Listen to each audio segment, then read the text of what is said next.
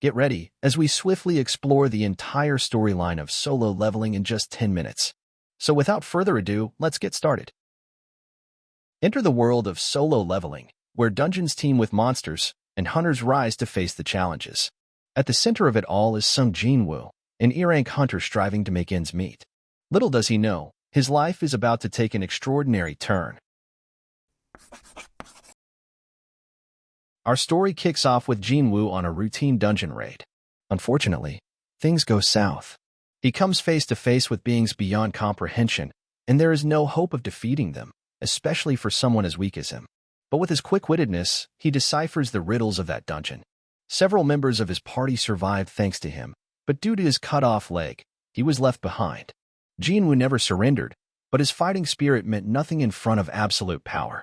As he was being slaughtered on a chopping board, a message appeared in front of his eyes, leading to a life-changing moment. He becomes a player, armed with a unique system that allows him to level up and gain powers. This unexpected development sets the stage for Jinwoo's incredible journey. With the help of the system, Sung Jinwoo could finally become a real hunter. However, frustrated with unreliable teammates, Jinwoo decides to go solo. He embarks on a series of dungeon ventures alone, steadily growing stronger. With each victory, he gains recognition among fellow hunters, and even those who previously abandoned him acknowledged his strength and apologized. Jinwoo entered a dungeon prepared by the system to grow stronger. There, he faces a formidable foe, a blood-red knight. Since acquiring the system, it was the first monster that far surpassed his abilities. Just when it seemed he might be overpowered, his clever use of the system's ability allowed him to defeat it. But the battle wasn't over yet. An enormous number of armored monsters attacked him. With his life on the line, he fights desperately to survive. In the end, atop a mountain of monster corpses, Sung Jinwoo emerged victorious.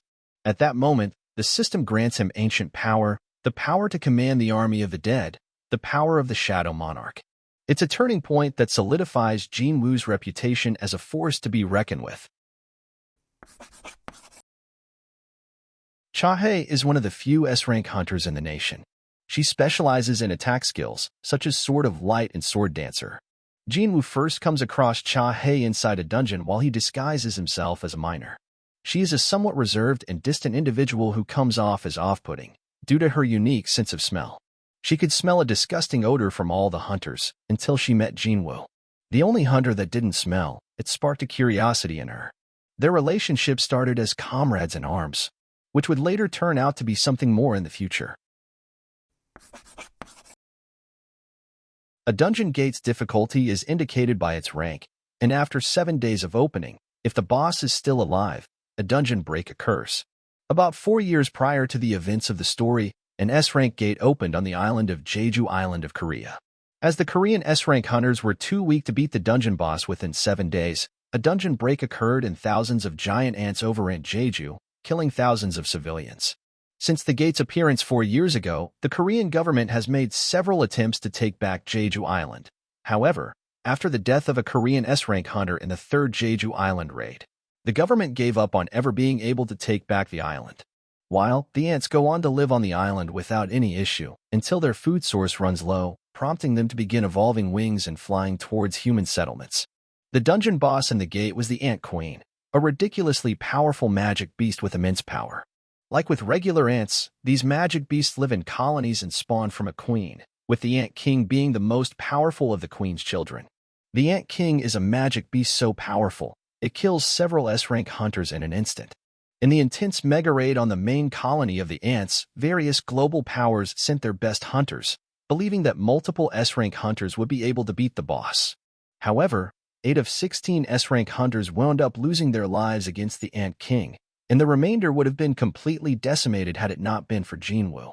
After an epic brawl with the Ant King, Jinwoo's immense strength made it realize that it could not win, and it tried to flee.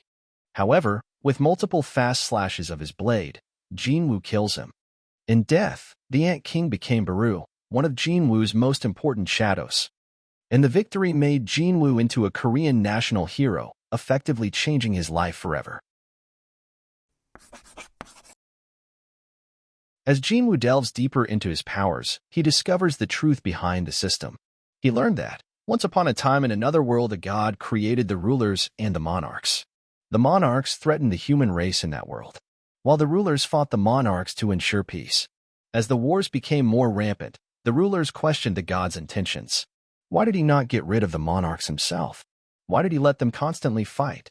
So they asked the god to help them fight the monarchs. But the god remained silent. It was then they realized that to the god the fight of the rulers and monarchs was mere entertainment. He didn't want the fighting to stop, nor did he care about the lives of the innocent. Among all the rulers, the strongest among them was Ashbourne, and he also had undying loyalty for his creator. But Ashbourne couldn't win against the combined forces of the rulers. As he was dying, he discovered a sinister power that the god had hidden in his body. From death, he emerged with the power to control the dead. He became the Shadow Monarch. But it was too late. By the time he had arrived, the rulers had already slayed the god. At that moment, the monarchs reached out to Ashbourne as they joined hands to fight their common enemy, the rulers. Their fight decimated their world, leaving only ashes. So the monarchs plotted to take over a different world. They threatened Earth. But before they could come to Earth, the rulers wanted to give Earthlings a fighting chance, so they created the dungeons. They sent monsters and magic materials to Earth to prepare their world for what was about to come. But Ashbourne knew that it wasn't enough. Although he didn't like the rulers, he couldn't let the monarchs destroy another world. At that moment, he saw Jinwoo. Even though Jinwoo was not as strong as him, Ashbourne saw a mirror reflection of himself in Jinwoo. So he decided to pass down his power to him. And he chose to train him with something the people of Earth were familiar with, a game system. With the system, he trained Jinwoo and slowly assimilated his magic into his body, turning him into the new Shadow Monarch. In the climactic showdown, Jinwoo faces the monarchs and their minions. Sung Jinwoo's fight with the three monarchs, the Monarch of Plagues, the Monarch of Frost, and the Monarch of Beastly Fangs, was one of the hottest battles in solo leveling. At an early point in the fight, the Frost Monarch froze a large portion of Sung Jinwoo's army. However, Baru breaks out and manages to fight the Plague Monarch. Sung Jinwoo manages to kill the Plague Monarch, but is bombarded with attacks from the Ice Monarch and the Beast Monarch. Suddenly, the Beast Monarch impales Sung Jinwoo from behind, killing him. After Sung Jinwoo's death, he meets Ashbourne, the true Shadow Monarch, who shares the history between him, the monarchs, and the rulers. The hearty discussion ends with Jinwoo agreeing to be reborn as the Shadow Monarch. After Jinwoo's rebirth, he commands the Frost Monarch to wait for him while he finds the Beast Monarch, who cowardly ran away from the battle. Instantly, Jinwoo's aura covers the whole Earth, and he spots the Beast Monarch at a distant location and teleports there. By using 5 attacks, Jinwoo kills the Beast Monarch without exerting much effort, exuding authority and immense power. After killing the Beast Monarch, Jinwoo teleports back to the Frost Monarch's location and gets rid of him too by only using a few attacks. After Jinwoo defeats the 3 monarchs that wreaked havoc on Earth, the Monarch of Dragons, Antares, revered as one of the most powerful monarchs, decides to eliminate Sung Jinwoo. Later on, he appears on Earth through an S-rank gate with the Monarch of Transfiguration and the Monarch of the Iron Body. Sung Jinwoo easily killed the latter and engaged in the most striking battle in solo leveling. Antares transforms into a fearsome dragon, imbuing fear into Jinwoo's summons, while attacking Jinwoo with destructive flames. On the other hand, Jinwoo responds with attacks of his own. However, because Jinwoo's dagger wasn't able to penetrate his thick armor, he decided that he needed to create his own armor, out of darkness and shadows. It was a symbolic moment to see flashes of Ashbourne, Jinwoo's father, and images of Jinwoo's past self.